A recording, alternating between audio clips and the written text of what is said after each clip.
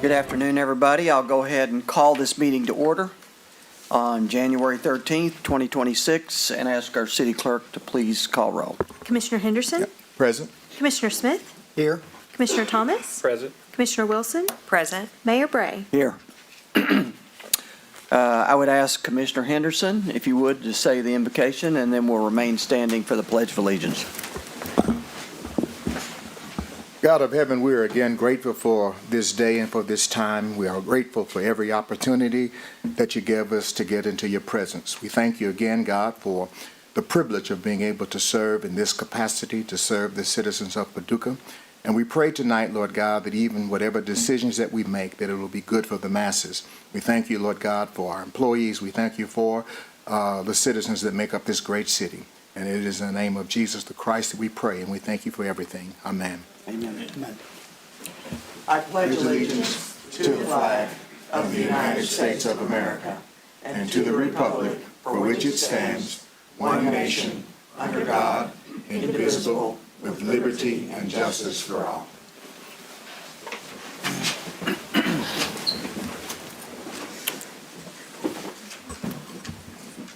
City Manager, are there any additions or deletions to the agenda? Mayor, none this evening. All right, first up, we have a new employee introduction that's pretty near and dear to my heart. So I'll turn it over to Michelle Smolin, our Assistant City Manager. Good evening, Mayor Bray, Commissioners, City Manager, and City Clerk. I have the great honor this evening of introducing our new Assistant to the Mayor and Commissioners, Ian. He'll play a key role in supporting the Board of Commissioners and assisting the public, so we're really excited to have him on board.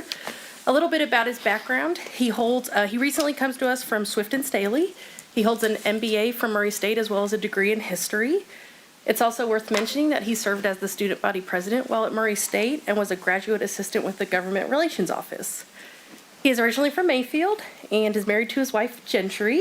I know the mayor wants to say a few things, but I think so far he's made a very positive impression. He's brought a lot of passion to the position. He's brought a lot of energy, so I think he's going to be a great fit, and we're really happy to have him on board. Yeah. Ian? Thank you, Michelle, for that kind introduction.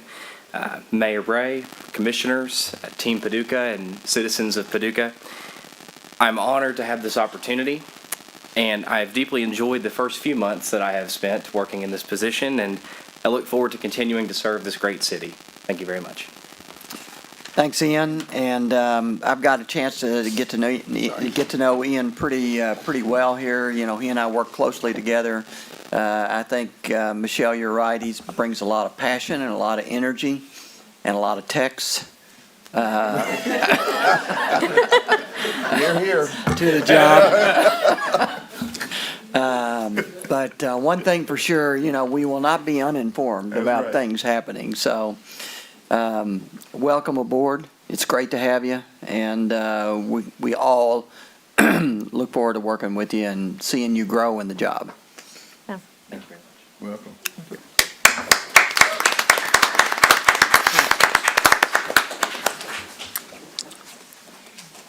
Okay, Megan, we have an update from Megan Mansfield at Bacon Farmer Workman to talk about our PAVER program, which is the program where we keep track of what's going on our city streets as it relates to, you know, what kind of shape they are in, you know, whether or not, what streets need repaving, and so BFW is managing that program for us, so I'll turn it over to you, Megan. Sure. Good evening, Mayor, Commissioners, City Manager, City Clerk. I think I got all of you.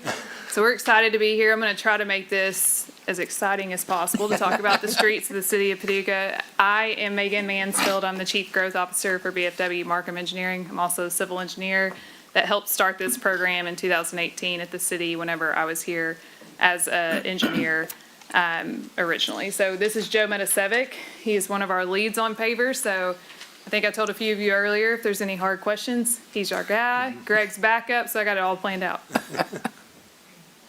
So first, a little bit about the street rehabilitation program and kind of relating the PCI system into the rehabilitation program.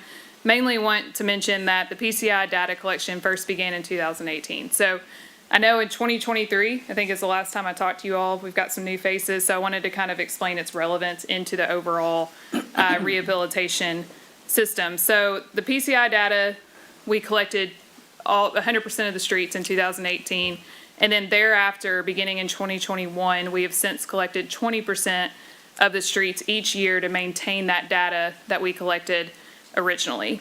So as of 2026, this time next year, 100% of those streets will be reassessed, and that gives us 2 separate points of data. That's really good integrity. We hope to continue that as a general maintenance of the program. It really gives us a good diagnostic of the overall street infrastructure within the city limits. So what is the PAVER program? I won't go too much detail here, but ultimately its relevance was it was developed by the Department of Defense very early on in the 1970s, along with the PCI system, mainly for airfields and runways. And this is a good indicator, 0 to 100, red, green, yellow. Keeping it simple, green and high-level yellow are what we consider to be subcritical streets. Everything below that is rehabilitation. So if we can repair a street in that yellow and green category, it's about $1 per square foot compared to $4 to $5 a square foot after we've reached that critical state. So that's what that PCI number is really telling us. This is what we see on our computers whenever we're out, or iPads now, whenever we're out inspecting those streets. So believe it or not, we are looking for 20 different distress types in any given sample area. And that tells us a lot about what's going on with that pavement. So as you're driving across the road, you may see alligator cracking, for example, and I've got a picture of it right here, but you will see some of these, you'll feel them as you drive, and you think, oh, that street should be paved, maybe overlaid, and what we see is a whole bigger picture of what's going on. So that alligator cracking, for example, is telling us that the subsurface is actually in need of repair. So you can pave over that all you want, it's gonna pop right back up, and it's really not best use of dollars to continue paving that area until you've addressed that underlying issue. Same with drainage. So a good example, I think you guys recently completed the 24th, 25th Street, or it's completing. And that had a whole lot of global issues, and it needed to be redone for a lot of reasons, and you guys invested in that project. But that was some of the areas that you could look at, drainage, things like that are bigger issues that really need to be addressed before we simply pave over it. These are some more distress types that we look at. So 20 total, very in depth. We get out the rulers, the measuring sticks, all those things to be able to tell the full story of how the pavement is performing. GIS view, so I won't spend a lot of time here, but I like to say at BFW we see green, yellow, and red for the City of Paducah, because this is by and large how we view the infrastructure network. So all of this is Noble Park for reference. It's a good notable landmark. That was all recently paved, so it's switched to green, but there's red and yellow around it. What that's telling us is that PCI score, and we're able to take a look at the, what I call the elephant, if you know the geometry of the City of Paducah network. But all that gray infrastructure really on our screen is color-coded to represent the PCI number. These were the streets that the street department within the city engineering office completed in 2025. So wanted to bring that to your attention mainly because the data I'm about to show you does not incorporate the fact that these were recently paved. So it's a little bit conservative.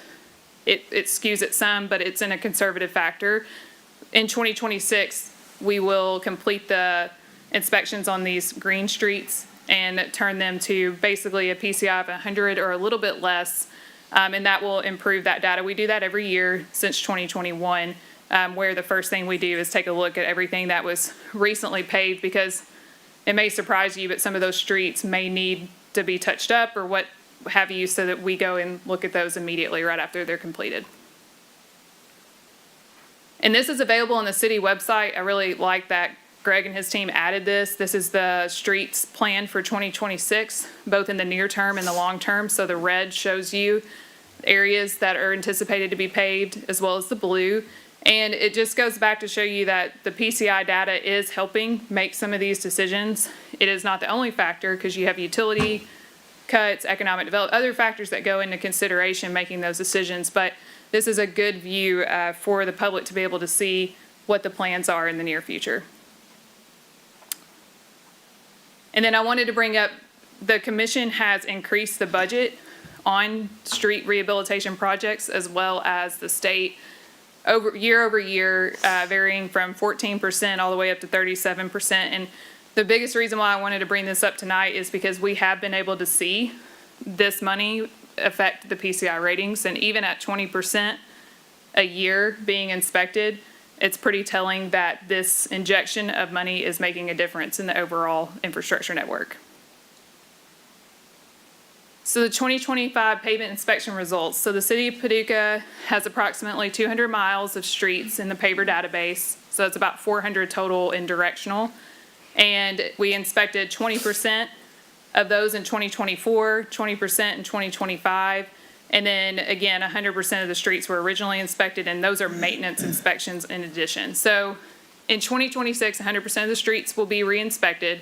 That's an important milestone for the program. The streets are scored on that PCI scale.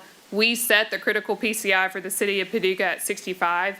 Sometimes that can drop a little bit lower depending on what the city wants to set at, but the general rule of thumb is that we say 65 is the point of preventative versus rehabilitation.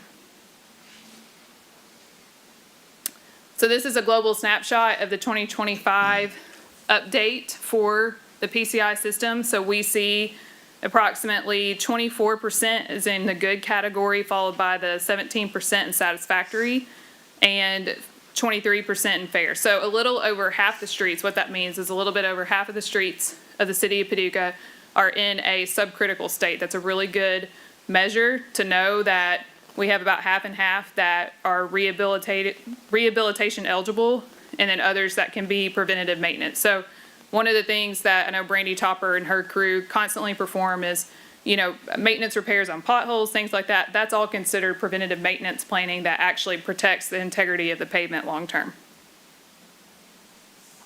And then this is just a little bit of history for those that did not see the 2023 presentation, but it also tells a pretty good story. So 21 to 22, we actually saw rapid deterioration on what we would consider to be the green streets in the City of Paducah's network. So 2021, 44% of those streets were green, and it dropped to 36% in 2022. So that's right when those budget increases started to come in. And in 2022 to 2023, we saw that 36% go back up to about 41%. There's nuances in the data that I won't get into, but overall that's telling you that we are moving back up to that baseline. In addition to combating inflation, construction dollars going up, and ultimately having to spread that money out on more mileage. And then this is just 24 to 25. So the story here is that we held steady in the green area, which I think is a really good point to make because of the fact that this is getting more and more expensive. So, to repair something like Walter Jeton Street is a major cost rehabilitation project. You guys can imagine it's a really wide street. And a lot of the City of Paducah has a really wide network. That's expensive. That's more pavement. But then whenever you compare that to something like Hedge Lane or a subdivision street, we get a lot more runway with those dollars. So to hold steady at 41% is, compared to other areas that we work in, is a really good result. And then this is a year over year comparison. So this comparison indicates that the trend remains predominantly steady, which is what I just mentioned, over the last 4 years. Both rehabilitation projects and localized repairs have generally kept up with the progression of the deterioration, but we did notice a very slight decline in overall pavement conditions. And that has to do with that yellow, the high yellow going down more into that lower yellow area. So how does this compare from what we get to see working in multiple communities and multiple systems? Typically for something, a community like the City of Paducah, mostly based on climate, we get to experience a lot of seasonal weather that affects the pavement, and snow, sleet, all of that is working against us. We would expect to see a decline of about 2 to 3 PCI points based on the road usage volume and those factors I just mentioned, but we've seen less than that, so that's great. 80% of the inspections showed less of a decline, And then the biggest takeaway is about half of the streets that I mentioned are below that critical PCI of 65 and half are above. So it indicates that there's still a significant backlog, and before the mayor even asked, I know last time he asked me, how much does that mean? So the best way I can put it, because it's all very subjective in how we quantify that, because I mentioned the difference between, you know, a high volume street versus a neighborhood street and the cost there, I would say it's about 1 to 5. So whenever we spend about $1 million, you could really spend $5 million, but you have to watch the fact that the local contractors who are on the on-call doing this work only can perform so much in any given season. So it's a balancing act, and I think the most important thing to communicate tonight is that those budget increases have worked in the City of Paducah's favor. So what's the plan going forward? Again, the difference between what I get to do and what Greg's group gets to do. So I get to choose the inspections randomly without a whole lot of input. We do the 20% across the entire City of Paducah, chosen at random. We do not repeat streets that we've done previously so that we can get to that 100% threshold in 2026. So BFW will perform the final set of that 20% in 2026 based on randomized streets. We do, if there's a call that's made, you know, hey, we need you to look at that street, we do go out there and do that. But for the most part, we're completely unbiased. We do not have a direct line to the public on, hey, come look at this street. So we are selecting based on math and statistics and all the things the engineers like to do. And then the streets chosen to be rehabilitated are based on a variety of factors. So the inspections are not the only thing that goes into that decision. The utility work I mentioned, that JSA, Paducah Water performs, traffic volumes in the area, public concerns, economic development, all those things factor into which streets are chosen, but the PCI is an objective measurement tool to help aid in that decision making. So these are just some of the upcoming action items. Implement the 25 to 26 fiscal year, continue to do that. Engineering department will on the streets being paved that you all saw earlier in the presentation. We will complete the 2025 annual report with the engineering department, and then we will begin the 2026 inspections in early spring. So looking forward to rounding out that 100% coming up. It's been a 5-year process. So with that, I'll open up for any questions. Okay. Questions?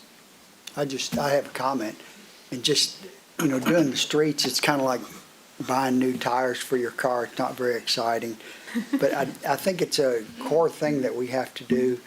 And, you know, lots of times we kind of fend off other projects because that is a core thing, service that we have to do is keep the streets up, but it's real easy to put it off because you're chasing something shiny, you know, and getting this project done or that project done, but it's something that we have to do, and I think that's what people expect us to do, even though it's not exciting, so. I agree, and I think we've been able to see some of that, you all making that a priority has paid off, and I think that that's really telling. Yes, often in the background, but very important to overall community lifestyle and improvement. Anybody else? So I have a question about, I prepped you, I said I was going to ask about AI, but, so, you know, we're all hearing so much about AI, you know, and how that's utilized. I mean, currently, the way you're inspecting the streets is physically? Still manual. Still For the manual. City of Paducah. So there is an automated option, semi-automated option. We do it with LiDAR technology, mainly on some of the areas that are really high traffic. The ASTM procedure that PCI is based on still, while they've incorporated semi-automated, they prefer for you to be manual. So I wish you could hear the instructor of PAVER right now, but he is not very high on the semi-automated data collection, just put it that way, because of the fact that you do not have that human judgment behind Right, it. right. I do think, to your point, can AI eventually aid in that? For sure. But at some point, especially even if you have non-engineer backgrounds doing this data collection, they tend to get really wrapped up on the details of that 20 different distress types. Well, most engineers know 45 or a 50 still gives me the same recommendation on what I need to do with that pavement, and you still have to have that engineering judgment telling you there's a bigger problem going on. Well, you also didn't answer my question from a couple of years ago when I I said. did. I got better at it. Yeah, 1 to 5. you avoided it. Like So a how true much? politician. I mean, except- it's a huge figure. Yeah, you it know, is a very significant figure. For us to bring everything up to grade, if you will, you know, to what, and so our strategy has been that we've increased paving every single year, I think. Since '21, we went from a general fund allocation of about $600,000 to the most recent budget on our side of $2 million Yeah. into that. Yes. Yeah. So, you know, it's, I don't, how do we compare with other cities? As far as the rate of deterioration goes, really well. So I think, you know, to the point of having to deal with the fact that where we are, you know, compared to somewhere like Phoenix, where that it's just a totally different environment out there, we would expect to see more rapid deterioration in this area. And the geometry of the streets is, that is something to consider whenever you have double the lane width. And that's mainly for on-street parking and things like that.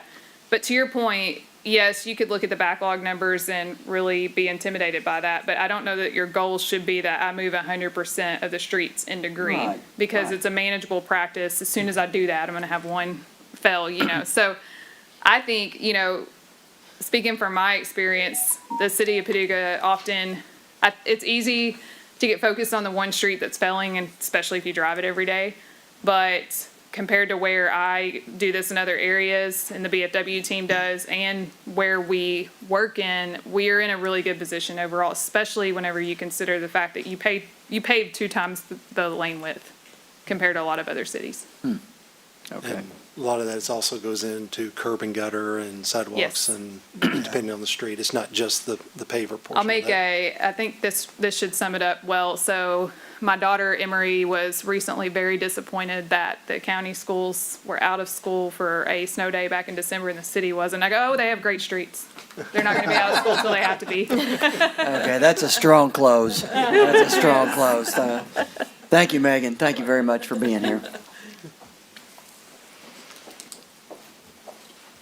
Okay, we got representatives from WKCTC, Andy Wilson. I see Dr. Reese.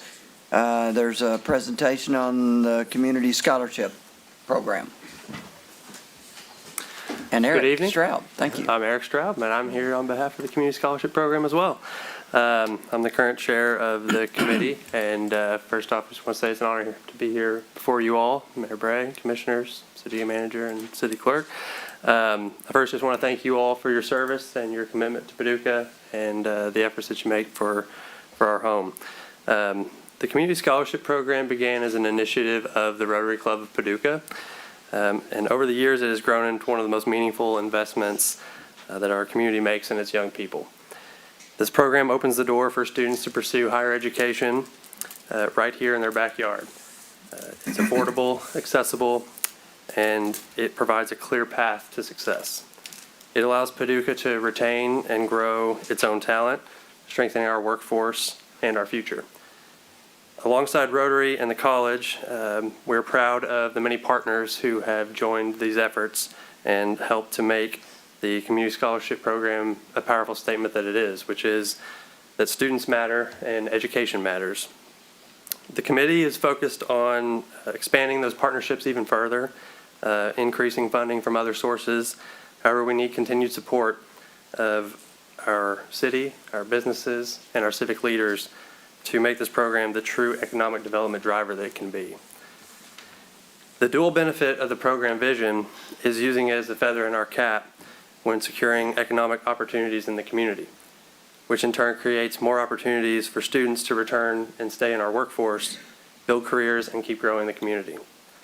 Imagine being able to forever say that every student in McCracken County is eligible for free post-secondary education.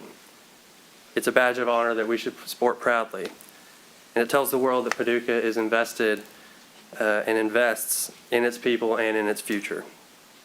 And think about the power of that message when the Chamber goes and advocates for economic growth and development opportunities in Frankfort and Washington.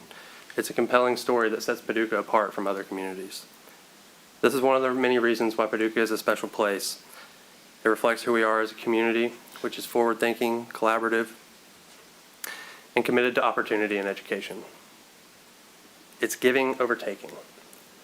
Continuing to support this program ensures that Paducah remains a leader in creating pathways, creating success opportunities for students that builds a stronger future for all of us. I appreciate your time. I wanted to be here on support on behalf of the college and Dr. Reese, and I will pass it over to Dr. Reese now to give you more of an overview and specifics on the success of the program. Thank you. Thank you, Eric.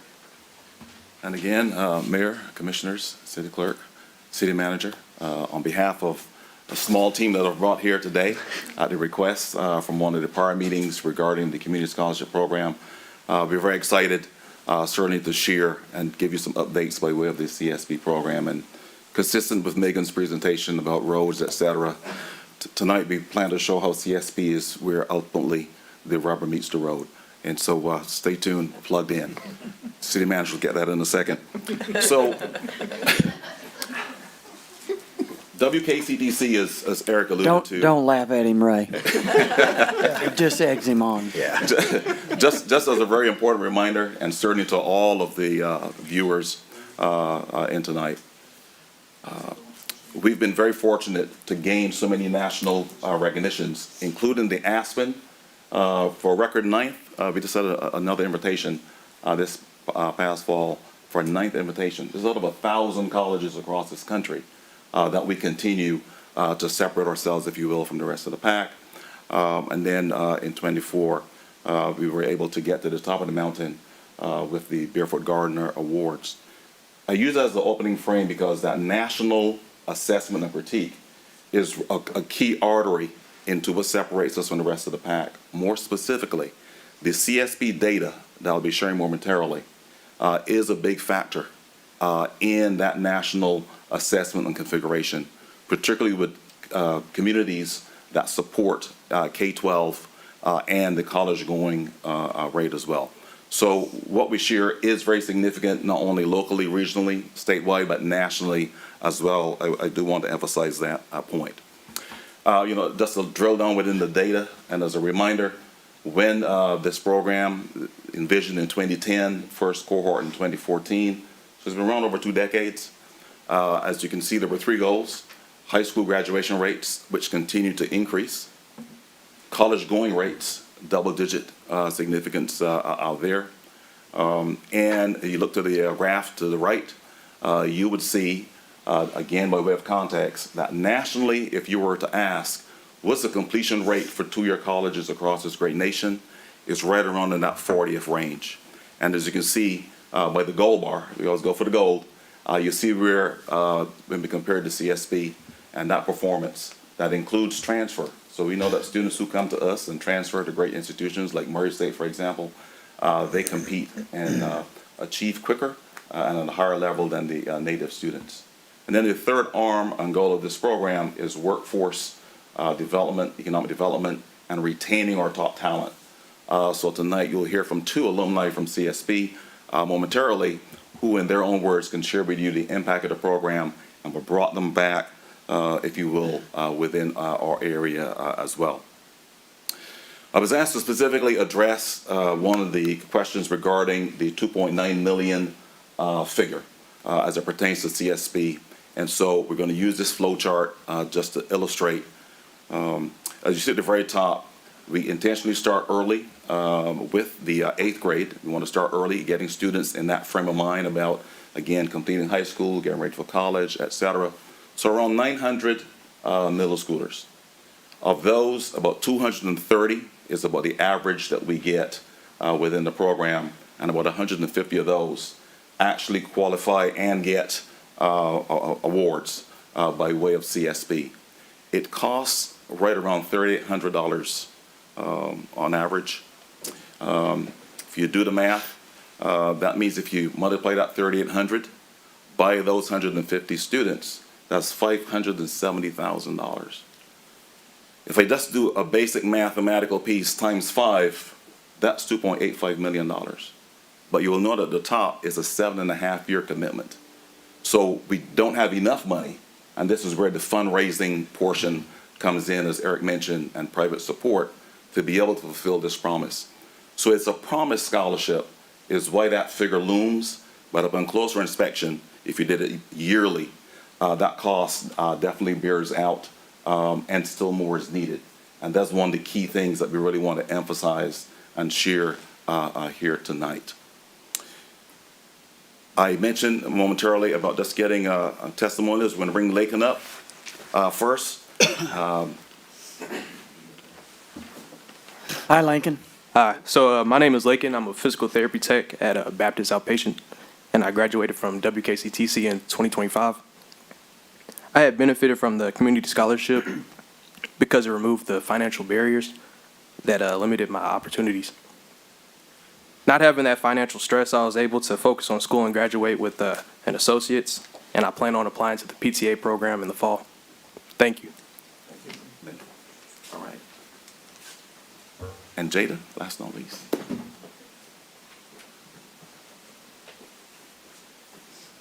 Hi, my name is Jada Reed, and I am in my second semester at West Kentucky Tech, and I can confidently say that the CSP scholarship has made it possible for me to navigate through college without the worrying and stressing about scholarship money, and I can confidently say that it has impacted my college experience just by allowing me to make it through without worrying about anything and getting my schoolwork done and just being able to get the college experience. Thank you. Thank you so much. That was great. And with that, we would open up for any questions, and I'll call on the A team as needed because I am the weakest link. Questions? I guess I have a question. So there's no particular reason why we're funding an overage to you guys because you're building up a chest of money to fund this for future years. Current and Correct. future. Yeah, Because every year there's. yeah, yes. understood. Yes. But is there, I guess what I don't understand or what I fundamentally have a question about is that how come we are overfunding it and why don't we, the contributors, fund it yearly versus building up a fund with another entity versus the city funding it yearly like we have been doing? Because what we're putting into the fund is more than what is going out because y'all are building this fund. So I don't understand why we're funding an overage. Why can't we just fund it as it's needed yearly? So let me see if I could unpack that maybe in one more time. So remember from the prior graph, though, you got to go back here. Let's go right here for a second, just to be clear. If you do it yearly, it's going to cost you over $500,000 every year. You mean total for all the entities that put money in, right? Well, this is the cost for the students, Yeah, okay. right? Yeah. Right. And again, if you look at our formula, there's a lot of moving parts in terms of every class. Some years have more needs, less needs, et cetera. So this is just a kind of an average sort of frame that you're looking at here. So it's going to cost over $500,000 if you do it every year. Mm-hmm. So if the city is willing to, and again, one of three partners, primarily with the city and the county. Sure. The question is, do you want to provide that support every year? And as I said, if we did it that way, within 5 years, we will be needing more money. So by projecting it out and the lower averages and the flow that we have, et cetera, is just a way for us to be able to guarantee, if you will, to a current group of students that this commitment will be here when you graduate and come to WKCTC. Or we go a year at a time and, strange things happen. We want to be able to make that commitment. So I guess it's ultimately, you're doing a long-term commitment or you do a commitment every year, but the math pretty much is going to get you in the same place. So it isn't an overage. Well, other than there's a large sum of money that is sitting with WKCTC that could be sitting with the city and we could be investing it and all that to generate the money. This is nothing against the program, it's just how much money it's taking to fund it. I think we're paying money in advance of your actual need. So that's my comment. So as we look on paper, and it looks as if there's an overage, well, there is an overage. But as the program grows, and as more people, more young people get into the program, go to school, that's more money that is going to use. So wouldn't it just, to me, seem to make sense to have that money there? And we not sit and wonder, you know, the next year if we're going to get this money, or the next year if we're going to get this money, we'll have it, and we're able to make that kind of bold statement to our children, come, Yeah. and it's here. So, yes, and two things I would add to that. So keep in mind, too, that cost continues to increase. Yeah. Sure. One of the things that the CSP board passed was increasing the coverage. So basically, we did this tuition. We know from our calculations that the additional costs, out-of-pocket costs for equipment, right, those sort of things add up pretty heavily as well, too. And that is why that amount has increased to that 3,800. The other thing, too, is that, and I've mentioned this in previous presentations, on average, there are about 700 graduates coming out of McCracken County. That includes homeschool, private, public, et cetera. About a third of those go off to four-year schools. About a third comes to us. And then there's that nebulous third that we're really trying to figure out, that we want to pull those in, right? And so the goal, again, with these averaging numbers, we want to continue to increase more students participating in CSP. So if in a bumpy year we double that net, that cost is going to vary tremendously on top of the increase income. So my challenge, I guess, to you would be, ultimately, what separates us, not just, again, locally, regionally, but certainly nationally, is that we have the ability to commit for the long, this is a long game, I'm sure you're fully aware. We believe, based on our data and our track record and results, it is better to invest the overage for the long haul than it is to take the gamble a year at a time with a series of unknowns. Is ultimately what you'll have to decide. And that 570,000 is based on 150 students. Just 150, So yes, indeed. if that grows, which Yes. we anticipate, Double it. So let's talk about that for a second. I've had this conversation with you before, Anton, I believe. But 200, the number 230, that's annual CSP participation, that's eligible for people who apply. What is that 230 number? Eligible. Okay, We have 230 students coming from. High schools. From high schools. okay, A lot of them will have other sources of funding. right. So as they get other sources of funding, that's where that first dollar kind of tips that down into the 100 and 150 that actually receive money from the Right. pot. But the 230 are eligible. So if anything changes Yeah. with Pell Grants, anything like that, then you're looking at not only that 230, but then if we want to grow it from there. So is the difference between that 150 and 230, that's 80 people, 80 kids? Yeah, it's in- So what, is that all about just they have the means at home, or they've got other scholarships?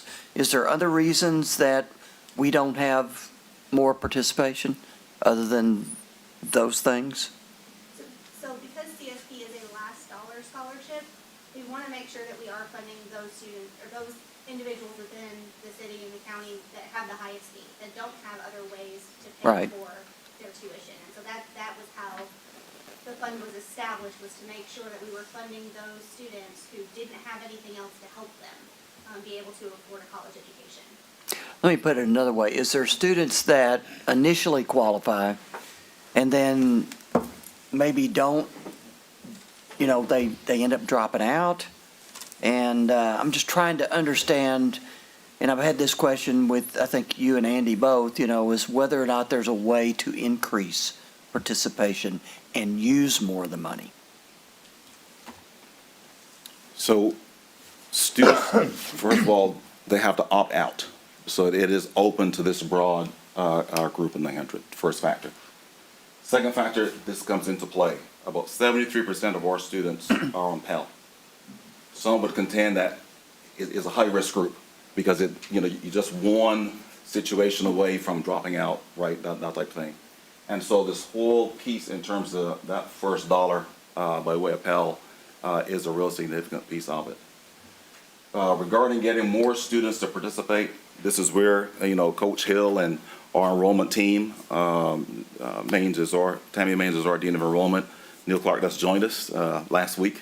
Many of you know Neil, as examples of individuals who are front and center, in the schools, really promoting the program, sharing the requirements, and there's that added coaching piece where, primarily with Justin Hill efforts, is really about trying to get more students to engage in the program.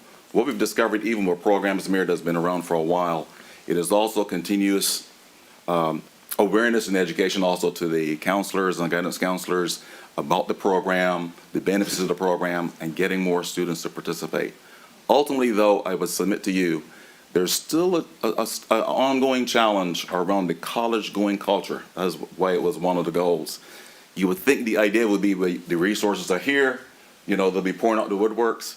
There's a lot of factors that come into play as to why some of our students don't really seize that opportunity as well. I got a question. Yeah. I was a student at WKCTC, and before I moved to Indianapolis and went to Ivy Tech, I'm now back with WKCTC. I was wondering, what do you do for disabled people with your funding and stuff? Because I was a disabled student and I didn't get any help. So let me unpack that from two levels, though. So I actually owe you all money. oh well.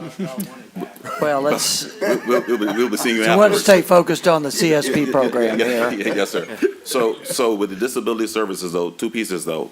By being a disabled student has nothing to do with, though, the eligibility for Pell, right, based on the academic records. Is the same criteria, basically, in terms of those sort of resources, let me say that.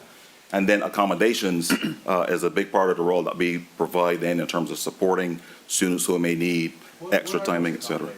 It ranges from some students. I needed a lot of help. You guys could take that after. Yeah. Okay. Yeah, I think We'll you talk guys ought to talk after the Yeah. meeting, maybe. Yeah. Yeah, No, that's it's, glad you're here, so. Yes, sir. So ultimately, though, it is ongoing educating the key players, including parents, including our colleagues in K-12, about the importance and the power of the program and the impact that it certainly has in terms of educational attainment. But it's ongoing work. The other piece, too, is that we've been very intentional, particularly in the last 5 years, to really push the technical pathways because of the high placement rates, for students that are coming in. And there's still some stigma around those sort of pathways as well. And so it's a combination, really, bottom line, Mayor, of educating and empowering, and then, really doing as much front-facing as we can to really push the program. We're also planning on doing a campaign to promote the CSP, again, even as well as is known. Andy's working on a campaign to really promote and push throughout our businesses and our supporters, et cetera. Is that Andy Brashear? Andy Wilson, but yeah. So let me just cap this off and say, first of all, the city is super supportive of the CSP program. We've invested in it every year. I agree with all the things that you say about, it sets us out as a community, and I know the commission is all in favor of it. I think it's logical for us to look at that, as Commissioner Smith said, determine the overage, that number that sits out there, and making sure that that's utilized or going to be utilized. And when I personally see that number sitting out there, it makes me think, okay, we've invested in the money. I'd really like to see more students take advantage. I want to make sure that the impact of that money that we're investing is really paying off. Yeah. And so anything that the college can do, get more students engaged and utilize that money is something that is going to be good for the entire community. Yes, indeed. So, Totally concur and agree with you. And again, by the way, of stats, our enrollment continues to increase, which is always a good measure. There. Congratulations. Thank you so much. There's still time to register for 12-week and 8-week, February 9th and March 9th. I got to do that as well, too. But certainly as enrollment increases, that is also a testament to getting more students involved. I took one class there, a statistics class. I couldn't cut it. You know, You so became I- mayor. How many of us, you know, Actually, he could how many go of us back, that grew up couldn't he? here have taken, you know, have been out there, you know, and taken classes? Yes, sir. Right. So, thank you very Thank you much so for being your here. feedback and We support. appreciate it. Thank you all so much. And you all are free to go. Yeah, Public comment. Okay. thank you all. everybody gets up and leave. And you may want to go with them to talk to them. Okay, we have one public comment tonight, Parker Jaco, so come on up. You know, you've got 3 minutes and you've gotten pretty experienced at this. I do have a gift for all of you guys, a little informational packet about Sure. what I'm going to speak tonight. It should be organized, so you should be able to pass it out. Okay. One for each commissioner and then one for the mayor as well. Let me pull up my notes about what I'm going to say real quick, so I'm not right off the dome here. Okay. Okay, so good evening, everyone.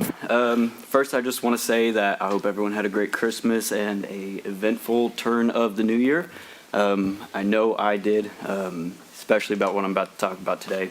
I'm here today to inform the commission about what the community has been up to since the last meeting back before Christmas. Over the past several weeks, we've seen neighbors organizing holiday food distributions, local groups helping families with winter utility, as well as heating assistance. We've also seen volunteers stepping in to support people facing housing and health-related hardships during the coldest parts of the year, which does not seem like we've hit that yet with all these heat waves. Anyways, but the effort that has me most excited is one that I am directly involved with, no surprise, called Care Without Cost. This campaign is led by the organization Paducah Action. Since the end of last year, Paducah Action has been organizing a countywide campaign focused on alleviating medical debt for residents here in McCracken County. This work is currently being done in partnership with the nonprofit known as Undo Medical Debt. They are a nonprofit, they are a national nonprofit located in New York. And this nonprofit purchases medical debt in bulk and then permanently abolishes it for qualifying families. Do they have a number? They do, I can get with you after this. Yeah, No. don't interrupt, please. Yes, sir. Thank you. No applications, no paperwork, and most importantly, no strings attached. This is just debt being abolished. The reason I feel so strongly about this campaign, other than being directly involved with it, is because medical debt does not come from poor financial choices. It comes from emergencies, unexpected diagnoses, and people doing exactly what they're supposed to do, which is seeking medical care. For many families, that debt becomes a long-term burden that affects housing, credit, and overall daily life. What makes this campaign so powerful is that it turns local generosity into immediate, measurable relief. Through this model, relatively small community donations can eliminate a much larger amount of medical debt for people right here in the county, often neighbors we already know. This is the kind of progress that doesn't always make headlines, but it changes lives in very real ways. I'm about to finish, sorry. So I want to close out by encouraging anybody listening tonight to learn more about the Care Without Cost campaign and consider supporting, whether that is through directly donating or even just talking about the campaign. So thank you for your time, and before I sit back down, even though I know my time is now expired, I just wanted to ask if there's any questions that anybody has regarding the campaign and who's running it and whatever else. I gave you a very brief informational packet. That card that's stapled to that, if you scan that QR code, it'll take you to a link tree that links you not only to the campaign page, as well as an informational PDF about not only the nonprofit that we're partnering with, but also an informational packet about how the campaign works and who all gets their medical debt relieved.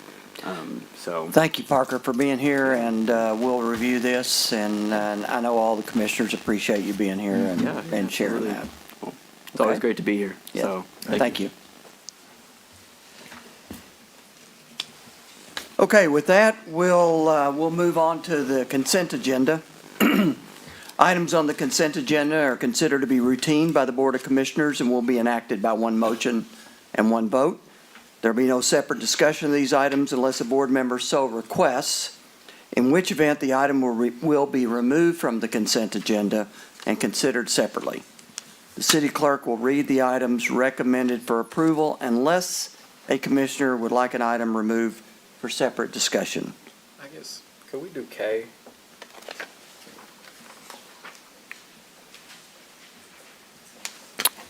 Sure. You got that one? Okay. Approve minutes for the December 9th, 2025 meeting of the Board of Commissioners. Receive and file documents, appointment of Deb Donkey and Joseph DeJulio to the Paducah Main Street Board. Said term shall expire January 13th, 2027. Appointment of Danny Brown to the Code Enforcement Board to replace Jewel Jones, who has resigned. Said term shall expire August 22nd, 2027. Reappointment of Lanny Fearon and appointment of Michael Stone to replace George Cumby, whose term has expired, to the Barkley Regional Airport Authority Board. Said term shall expire December 31st, 2029. Reappointment of Charles Chipbull and appointment of David Hutchison to replace William T. Clayton, whose term has expired, to the Commissioners of Waterworks. Said term shall expire January 6th, 2030. Personnel actions, a municipal order of the City of Paducah authorizing the mayor to execute a memorandum of understanding regarding the Community Scholarship Program and any other documents related thereto. A municipal order authorizing the mayor to execute an application for a fiscal year 2026 carbon reduction funding grant from the Metropolitan Planning Organization, MPO, in the amount of $168,138 for projects that reduce transportation emissions defined as carbon dioxide from on-road highway sources, and accepting any grant funds awarded by the MPO, authorizing the mayor to execute all documents related to same. A municipal order approving and authorizing the mayor to execute a deed of conveyance, temporary construction easement fee consideration, and all other documents necessary with Wagner Leasing Ltd. Through Robert Wagner, manager, and property located at 1930 North 8th Street to acquire temporary construction easement totaling .18 acres at no cost to the city. A municipal order authorizing the mayor to execute an application for a Department of Transportation Kentucky Transportation Cabinet Transportation Alternative Program grant in an amount not to exceed $800,000 and accepting any grant funds awarded and authorizing the mayor to execute the documents related to same. A municipal order authorizing the mayor to execute subaward contracts with James Martin and Sarah Bradley, Market House Theater, Andrew McLennan, the Columbia Theater, and PGJM LLC as part of the Paul Ruin Historic Revitalization Program. A municipal order accepting the bid of Hughes Environmental in the amount of $49,995 for City Hall HVAC system cleaning and ductwork sealing, and authorizing the mayor to execute all documents related to same. A municipal order authorizing the mayor to execute a certification of PHA plans consistency with the comprehensive plan, otherwise known as the consolidated plan. So move. Second. Call roll. Commissioner Henderson? Aye. Commissioner Smith? Aye. Commissioner Thomas? Commissioner Wilson? Aye. Mayor Bray? Aye. Okay, where are we going to do the, You want Yeah, to let's do that. start with okay. K, and then we'll move A to B. A proposed motion of the Board of Commissioners to adopt a municipal order entitled, "A Municipal Order Authorizing the Mayor to Execute Change Order Number 1 with Jim Smith Contracting Company, LLC, in the amount of $273,093.03 for the Paducah Riverfront Infrastructure Improvement Project, build." So moved. Second. Melanie, you want to tell us about this change order? Yes. Thank you all for allowing me to come up and speak on this. Of course, as you know, our build grant is ongoing, and we are making a lot of progress. This change order is in relation to some extra electrical work that we are doing.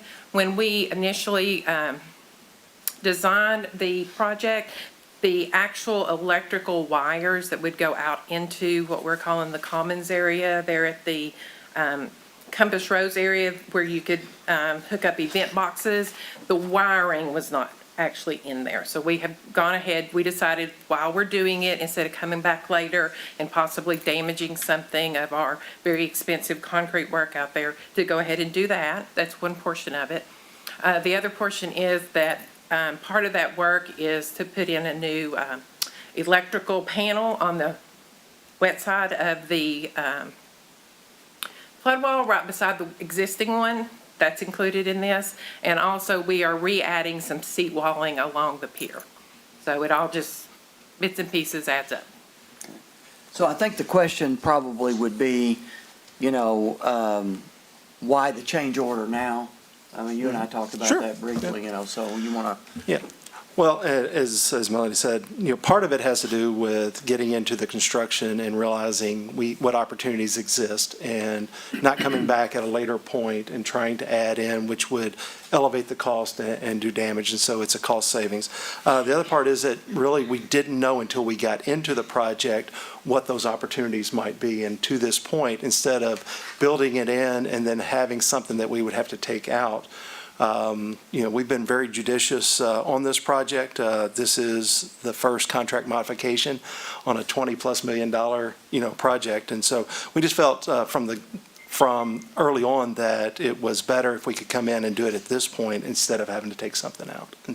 And then the other addition of the electrical is that we've realized that we needed some more electrical to address some additional cameras for safety along the Yes. flood wall as well. Yes. And so that allows us to add those into the project as well.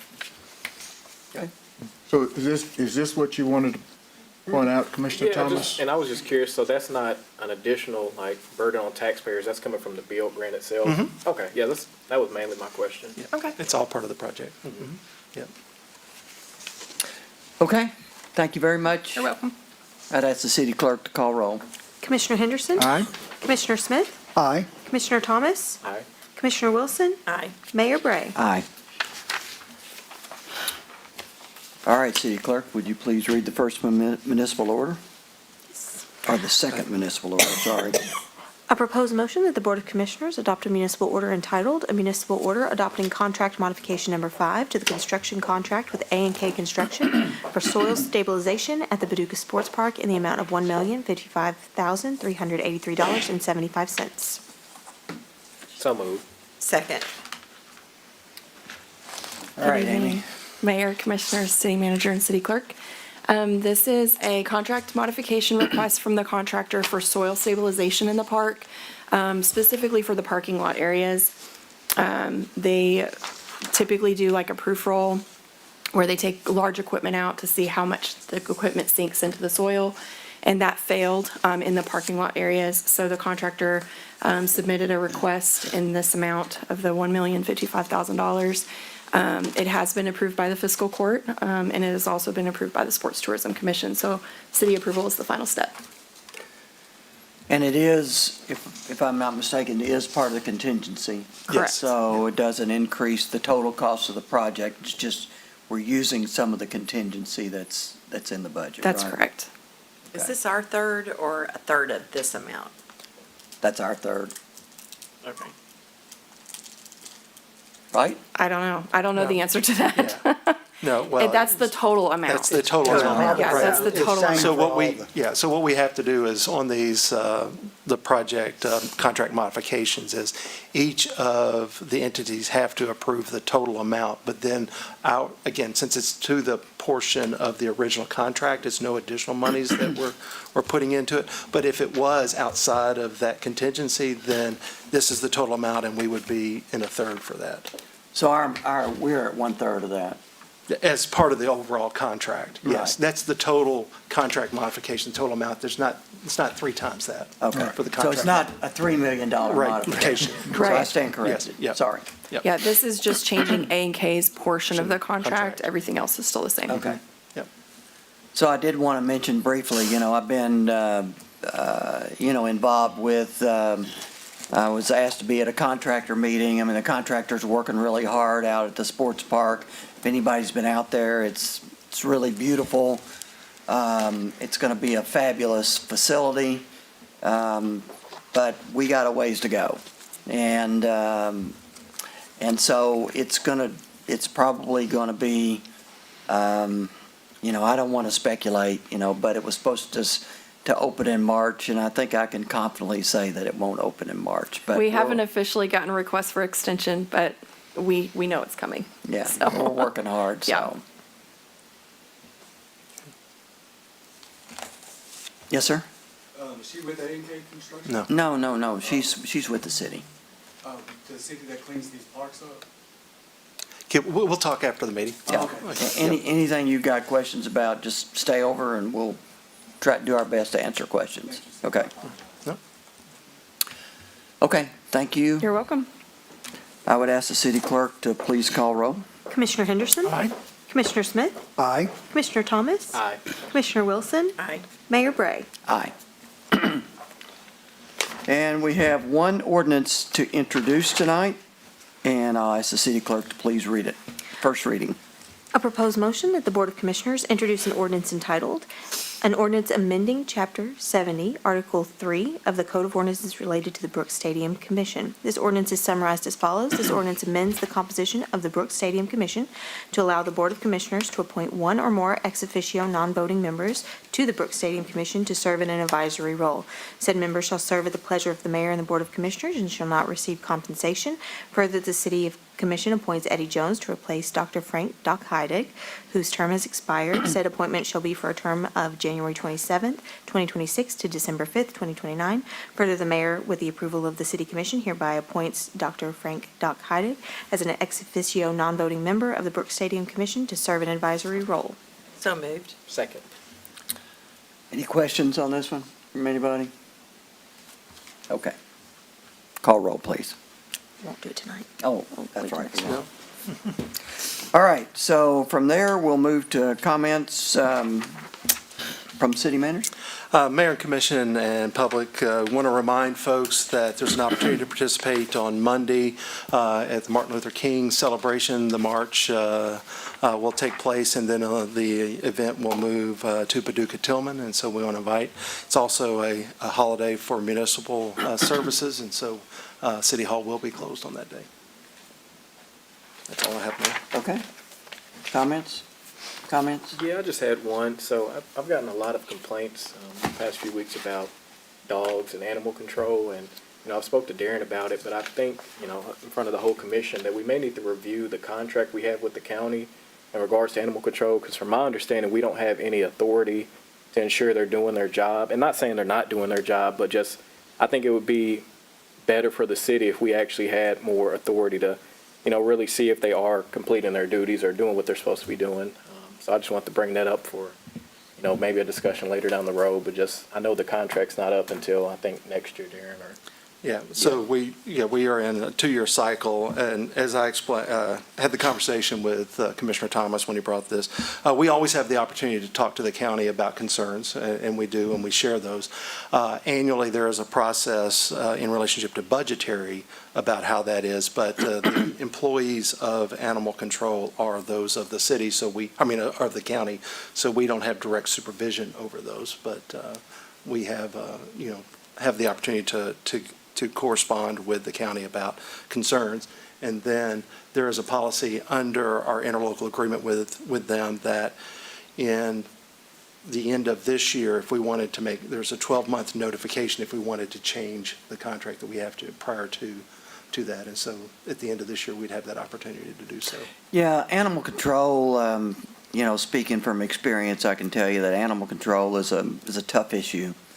It is a county function. They manage the function. We partner with them, but they manage, and when there are issues, my experience is they generally respond and work with us. But there's always issues, with animals that get out, and so it's a constant battle for not only our city and county, but every city and county. Yeah. And so. I've had those in the past, so now you're getting them. But, I called the county and I found them to be very responsive to me. I drove through those neighborhoods that were calling me and even met them there at different times. So I've found them to be responsive. Have you encouraged the people that are complaining to call? And if they say they call and don't get response? Pretty much, and that's why I wanted to make sure, whenever they miss, what did I say? They think it's the police, like Paducah Police, but Animal Control isn't Paducah Police. So a lot of the times they were saying, yeah, the police came, but they didn't do anything, but it's actually Animal Control. And, you know, it was over the holiday too, so that may have thrown some curveballs in there. But they said one incident, they had called, nothing was done, but then they got a call back that something would be done. But I don't think at this point it was, or, you know, things changed because this, you know, there's several incidents, but one was a dog was chained to a utility pole and blocking the sidewalk from people, you know, and is barking at people or whatever. But I never heard anything being done about that. So that's kind of why I wanted to understand more, because it's always felt like animal control was like in a limbo for us. Like, but now I'm learning more about it, of course. And last year I spoke to a county commissioner about it, and he kind of felt the same. Like it was kind of like a limbo position. So that's why I'm trying to get a better understanding, and hopefully we can modify that contract. If we're, you know, helping fund that program, we should be able to say, or look into, you know, their operations and ensuring they're doing what they're doing. But I've not received a lot of calls recently, but I did just a couple of weeks ago. Someone did approach me about some issues, and I have found that the folk have been responsive. They try to get up and get out and do what needs to be done, so, you know. But there's always something. There's always some extenuating circumstances. It's hard to pull it all together, you know. But to put to your point, I don't think that I've ever experienced authorities not wanting to do something or not showing up or not, you know. It's always been a positive experience. Don't know if the residents complaining think so. Yeah, that's true. Sure. yeah. Okie dokie, thank you. Any comments down here? Mr. Smith? No. Mr. Henderson? No, I'm fine, thank you. Okay. We will have an executive session tonight. We will not be taking action afterwards. And I would entertain a motion from our city clerk. A proposed motion of the Board of Commissioners to go into closed session for discussion of matters pertaining to the following topics. Proposed or pending litigation is permitted by KRS 61.810 subsection 1C, and a specific proposal by a business entity where public discussion of the subject matter would jeopardize the location, retention, expansion, or upgrading of a business entity as permitted by KRS 61.810 subsection 1G. So moved. Second. Call roll.